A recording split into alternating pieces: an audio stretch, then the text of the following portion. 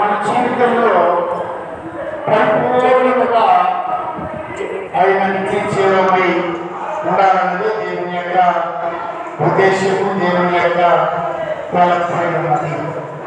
కనుక దేవుని బిడ్డ ఆది కాలము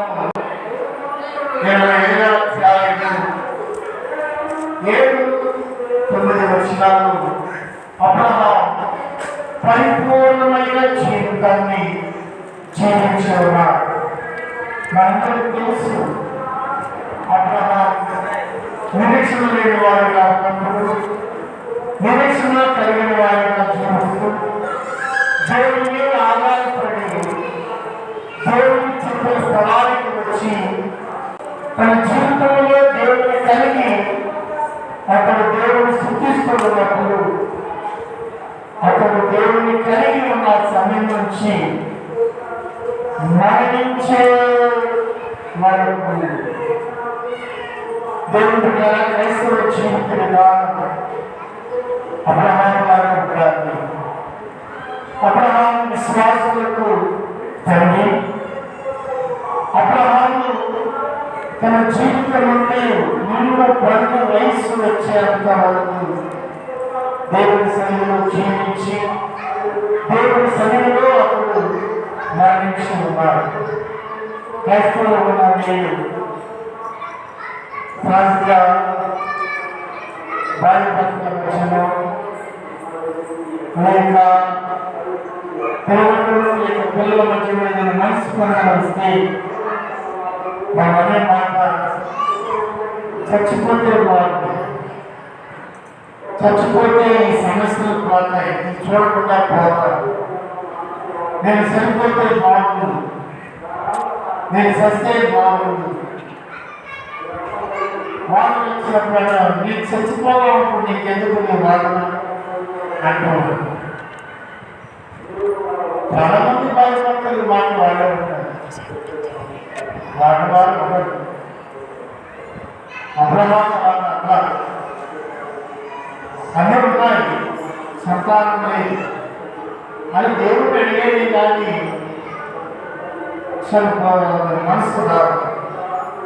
పోయి అలా కొన్నిసార్లు శారీరకంగా ఉన్నాను తీసుకొచ్చి ఆకర్షించింది. వాళ్ళిద్దరు యొక్క ఆత్మ చేసుకున్న భార్యకు సమాధానంగా ఉండాలా, లేకపోతే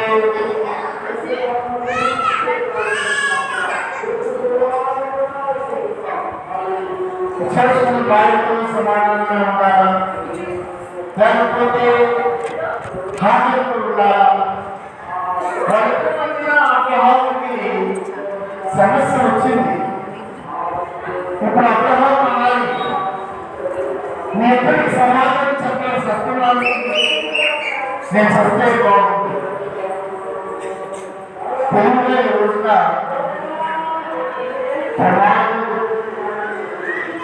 అంటూ ఉంటారు, అమ్మ నీకు చెప్పలేదు, నీ వాళ్ళు చెప్పలేదు, నేను సత్తే బాగుంది. అమ్మ నీకు చెప్పలేదు, నీ వాళ్ళకి చెప్పలేదు, నేను చచ్చిపోతే బాగుంది. తెలుగుగా ఈ పదాన్ని వాడుతుంటారు. కోరంగా అనొచ్చు, బాబు నీతో కాకుండా ఎంతో కాకుండా ఎందుకు చచ్చిపోతున్నాను, మమ్మల్ని పోతే మా అమ్మ మా నాన్నలు ఓడిపోలేదు, చచ్చిపోతే బాగుంది. సమస్యలను చూసి ఎప్పుడు క్రైస్తవ జీవితంలో ఓడిపోవాలి. అబ్రహాం తన జీవితంలో ఆయన ఎప్పుడు ఓడిపోలేదు. అబ్రహాంకి ఎన్ని కష్టాలు వచ్చినా, అబ్రహాంకి ఎన్ని ఇబ్బందులు వచ్చినా ఆయన జీవితం అంతా జరుగుతున్నా విశ్వాస ప్రయాణంలోనే కొనసాగింది. మనం చదువు లేని వాళ్ళకు అబ్రహాము 170 సంవత్సరాలు బతికాడు, అతను సమాధి చేశాడు. అదే ఈ రోజులో అధ్యాయం. కానీ 180 సంవత్సరాల వయసులో అబ్రహాం ఎన్ని ఆకుకోట్లు చూశాడు,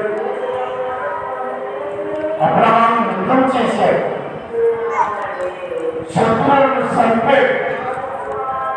లోతు యొక్క ఆస్తంతా దోసుకుని పోతే అబ్రహాము పిల్లవారిని తీసుకొని పోయి లోతు ఆస్తిని కొల్లగొట్టిన వారిని సంహరించి తీసుకుని వచ్చి లోతుకి అప్పగించాడు. ఈ లోటు ఎక్కడ దొరికాడు నాకు ఈ కష్టమని అబ్రహాము అనుకోలేదు. మనం కూడా ఒకసారి బంధువులు, స్నేహితులు లేదా పిల్లల విషయంలో, కుటుంబ విషయంలో మధ్యలో ఇళ్ళకే నాకే సమస్యలు అవుతుందంటామా? అది క్రైస్తవ జీవితం కాదు. అబ్రహాము అలా చేశాడు. అబ్రహాము లోతుకు ప్రార్థించాడు. అబ్రహాము లోతు కుటుంబ విషయంలో శ్రద్ధను చూపించాడు. తన కుటుంబంలో తెలివిగా చక్కబెట్టుకున్నాడు. అబ్రహాము 75 సంవత్సరాలు నిన్న వృద్ధాప్యమందు దేవుని పిలుపు అందుకుని వెళ్ళినప్పుడు విశేషమైన తెలుసా, ఇద్దరు భార్యలు కలిగిన పిల్లలు వచ్చి అబ్రహాము యొక్క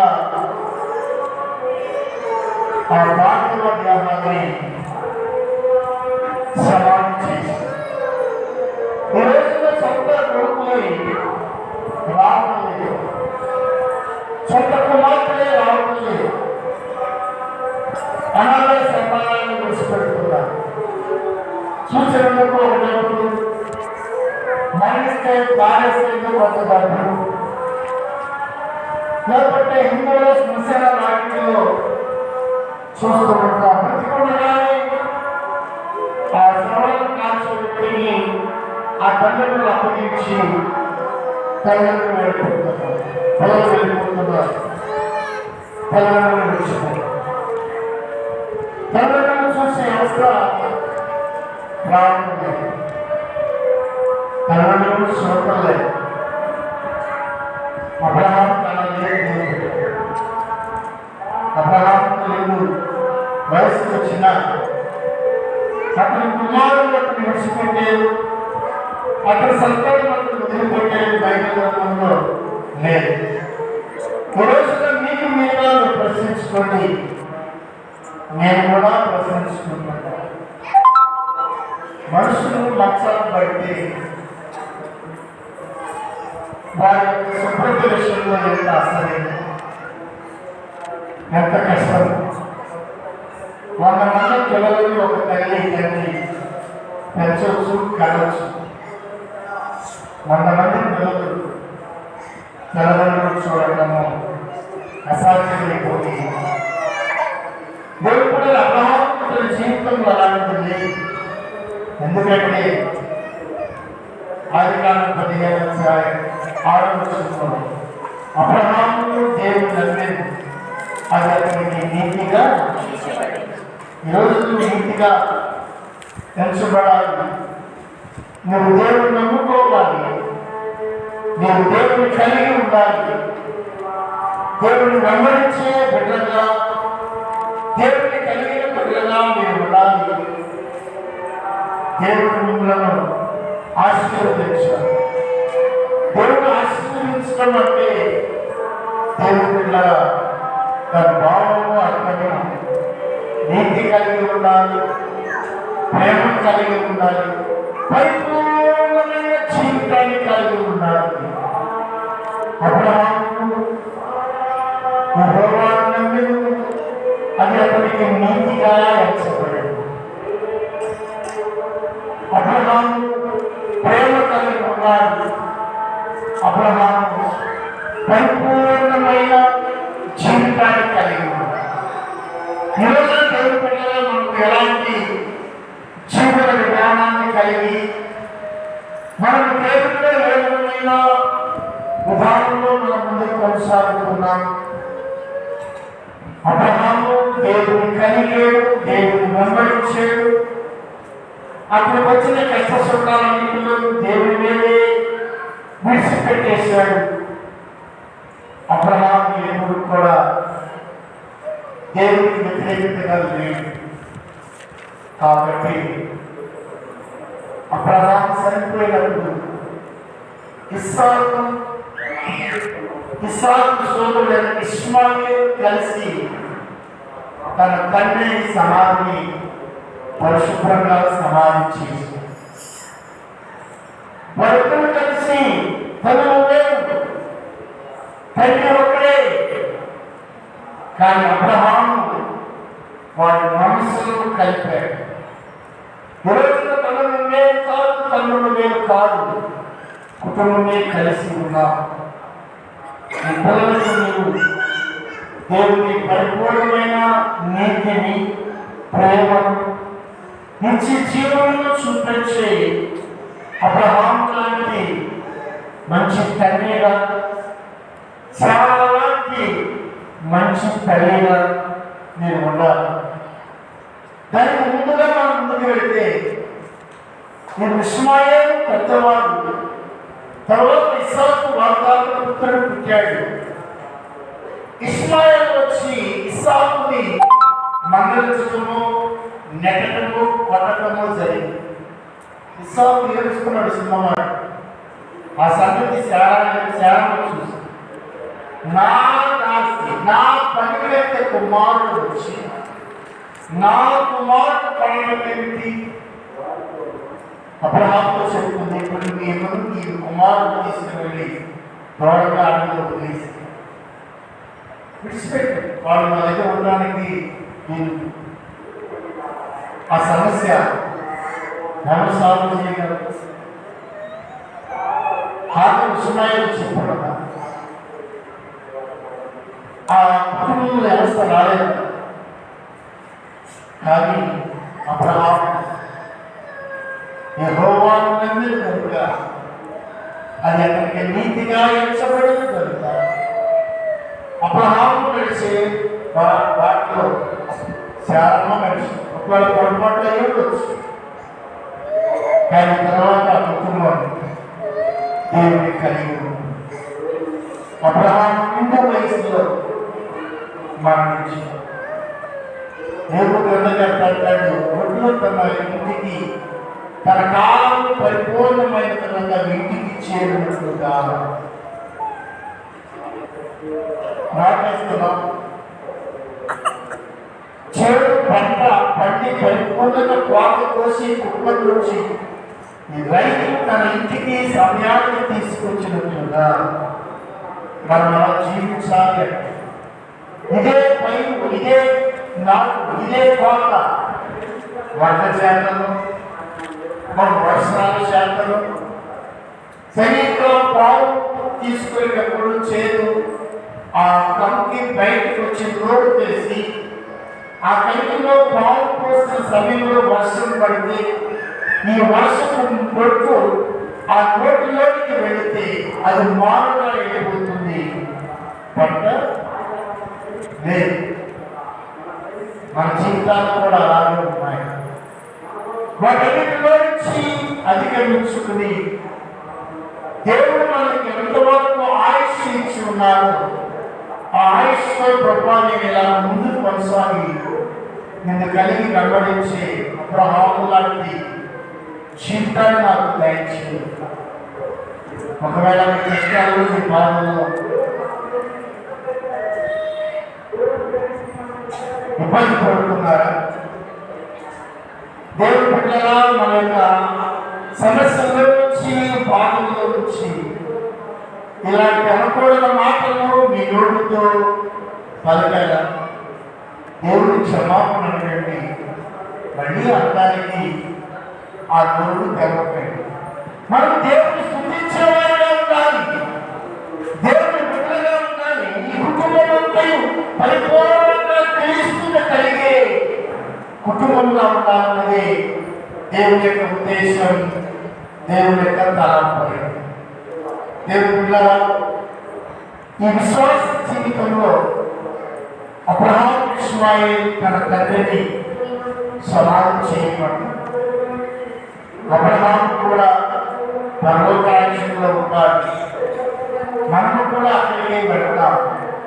అయితే ఈ భూమి మీద మనము మన విశ్వాస జీవితాన్ని క్రీస్తును కలిగిన కుటుంబంగా దేవుని వెంబడించే ఉండాలంటే దేవుని యొక్క ఉద్దేశం అయిపోయి మనుషుల దేవుడు బిడ్డారా పత్రిక పాఠ్య భాగమైన గ్రంథ పత్రిక పాఠ్య భాగం అపోస్తలుల కార్యం 4వ అధ్యాయం 14వ అధ్యాయం 7 నుంచి 10 వచనాలు చదవండి. విశ్వాలు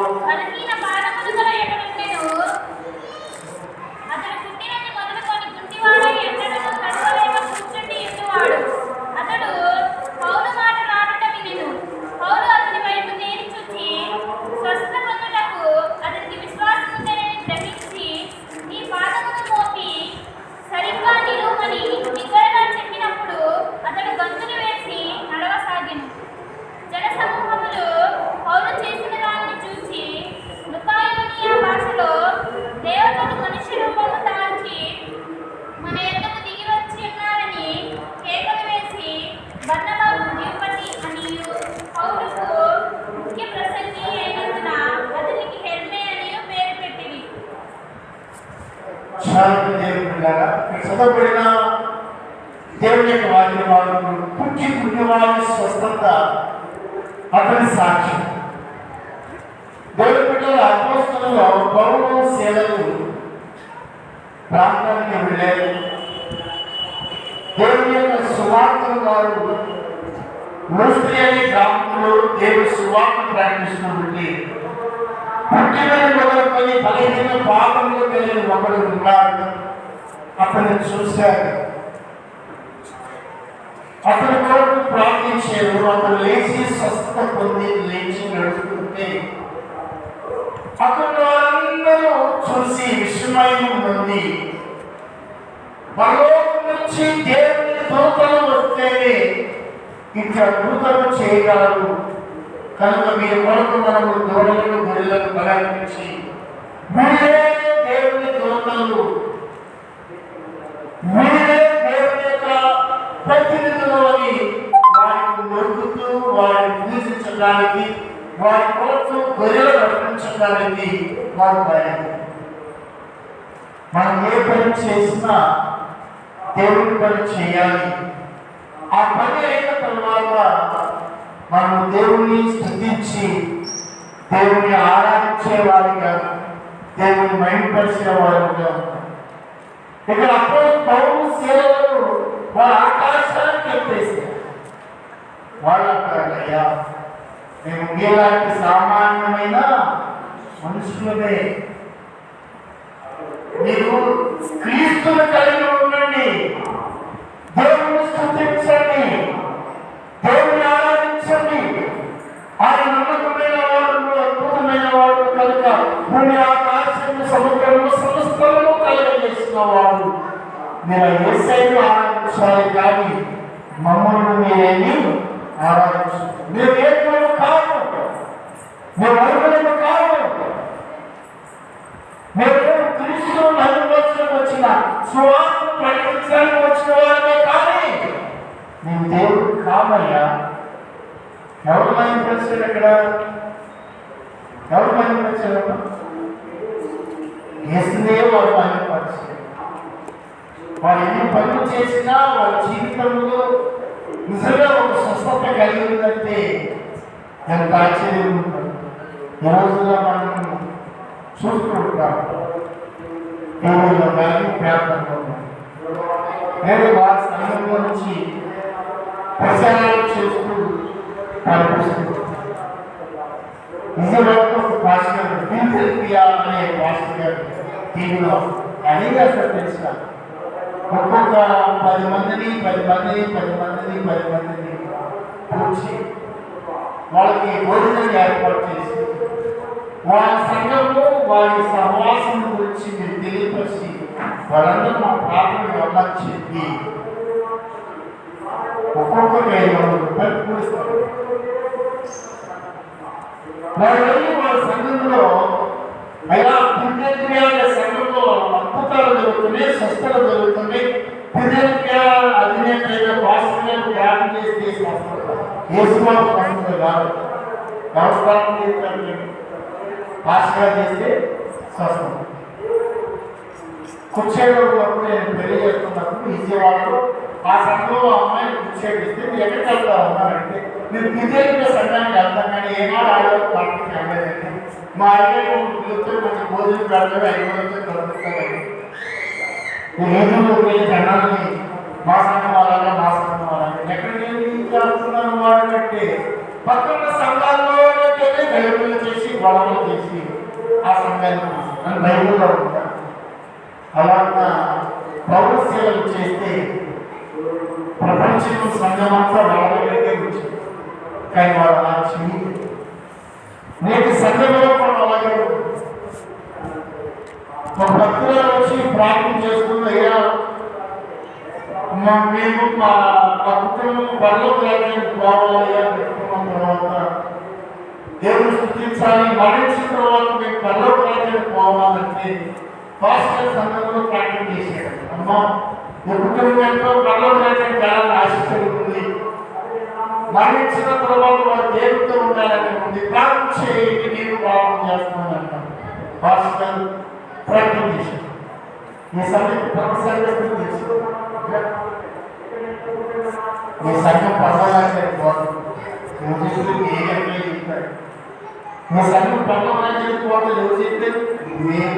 మా అయ్యగారు కనుక ప్రార్థన చేస్తే మేము కనుక ప్రార్థన చేస్తే పర్వాలేదు వాడు పరిగెత్తమే పర్వాలేదు అని చెప్పేవాడు. ఆడిన వాళ్ళకి వాడు ప్రార్థన చేస్తే కొంచెం బలహీనపడ్డాడు. అసలు అక్కడ నుంచి ఇక్కడికి ఎందుకు వచ్చావు? మా సంఘంలో బలహీనలే.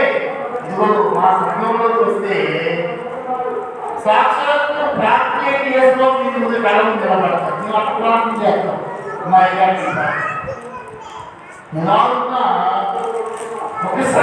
ఒక సంఘంలో అని విశ్వాసాలలో స్థిరత్వం లేకుండా అయిపోయే అవసరకి ప్రార్థన దేవుని పెట్టాలి.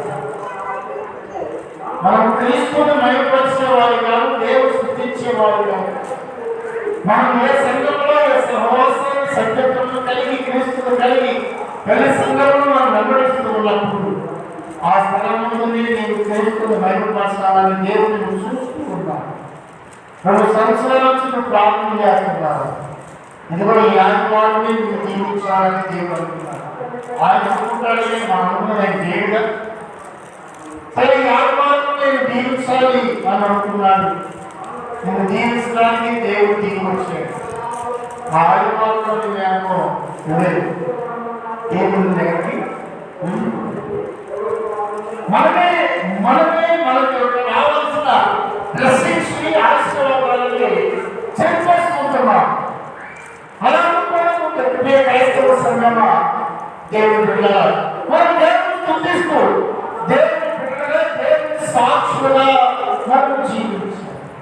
ఇక్కడ పౌరుషులు ఆకాశం బట్టి ఎక్కి వారి పేరులో పెట్టేశారు, వారి దేవతల పేరు పెట్టేశారు.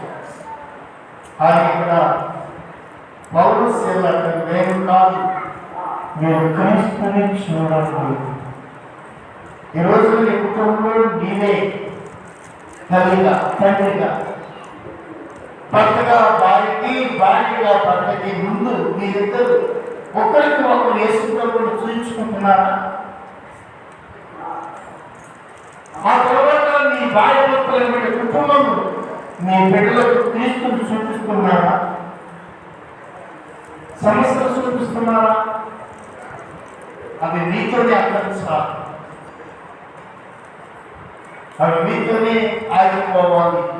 ఈ కుటుంబం క్రీస్తును చూసే కుటుంబముగా ఉండాలి. అలా క్రీస్తును చూపిస్తూ ఉండాలి, క్రీస్తును చూపిస్తూ ఉండాలి.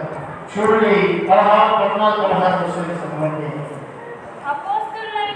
అపోస్తలుడైన బర్నబాయు పౌలును ఈ సంగతిని తమ వస్త్రములు చింపుకొని సమూహంలోకి చొరబడి అయ్యలారా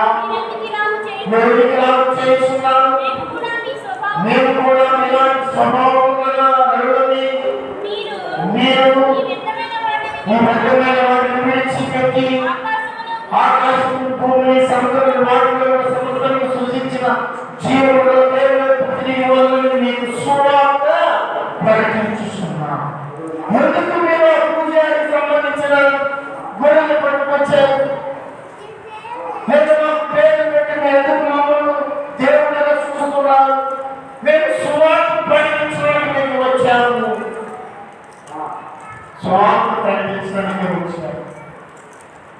వారు నిమ్మగా క్రీస్తును చూపించడానికి వారు